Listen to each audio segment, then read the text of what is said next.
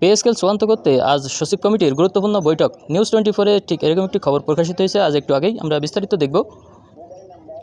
সরকারি চাকরিজীবীদের জন্য প্রস্তাবিত নবম জাতীয় পে স্কেলের বিভিন্ন গুরুত্বপূর্ণ বিষয় চূড়ান্ত করতে আজ বৈঠকে বসছে পে স্কেল সংক্রান্ত সচিব কমিটি। কারিগরি ও আইনি বিষয়ে সিদ্ধান্ত নিতে আজ বুধবার 24 জুন এ বৈঠক ডাকা হয়েছে বলে সংশ্লিষ্ট সূত্রে জানা গেছে। এবারের বৈঠকে বেতন বৃদ্ধি, গেজেট প্রকাশ, পে স্কেল বাস্তবায়নের ধাপ নির্ধারণ, ভাতা বৃদ্ধি, বেতন বৈষম্য নিরসন এবং কারিগরি ও আইনি জটিলতা দূরীকরণ সহ নানা বিষয়ে গুরুত্বপূর্ণ সিদ্ধান্ত আসতে পারে। অর্থ মন্ত্রণালয়ের একটি সূত্র জানিয়েছে, সচিব কমিটির প্রাথমিক প্রস্তাবনায় 3 ধাপে নবম পে স্কেল বাস্তবায়নের চিন্তাভাবনা করা হলেও কর্মকর্তা-কর্মচারীদের দাবির প্রেক্ষিতে এটি 2 ধাপে করা যায় কিনা সে বিষয়ে আজ আলোচনা হবে। 2 ধাপে বাস্তবায়ন হলে আগামী জুলাই থেকে শতভাগ বেসিক বৃদ্ধি পাবে।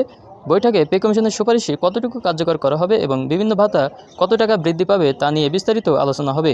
এ প্রসঙ্গে মন্ত্রিপরিষদ সচিব নাসিমুল গনি বুধবার সচিব কমিটির সভা হওয়ার বিষয়টি নিশ্চিত করে জানান, নানা বিষয়ে নিয়ে আলোচনা হবে।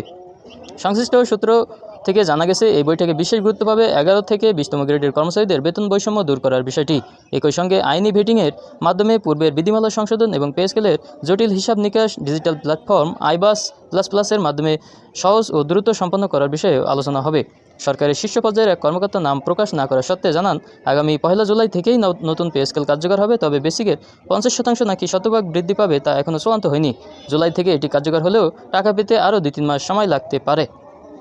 সূত্রগুলো আরও জানিয়েছে, সরকারি ব্যয় নিয়ন্ত্রণের পাশাপাশি মূল্যস্ফীতির চাপ মোকাবিলায় নিম্ন আয়ের কর্মচারীদের সহায়তা করতে প্রথম ধাপে উচ্চপদস্থ কর্মকর্তাদের তুলনায় নিম্ন গ্রেডের কর্মচারীদের বেতন বেশি বাড়ানোর পরিকল্পনা করছে সরকার।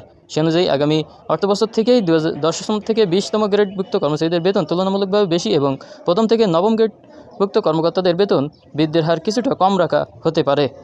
তো এই ছিল আজকে পে স্কেল নিয়ে নতুন একটি আপডেট খবর। তো পরবর্তী সব আপডেট পেতে আজকের মিটিংয়ের সব আপডেট অবশ্যই আমাদের চ্যানেল থেকে পেয়ে যাবেন। আর এজন্য অবশ্যই আপনাদের এই চ্যানেলটি সাবস্ক্রাইব করে রাখতে হবে আর লাইক দিয়ে কমেন্ট করে অবশ্যই আপনাদের মতামত জানাবেন। ধন্যবাদ সকলকে।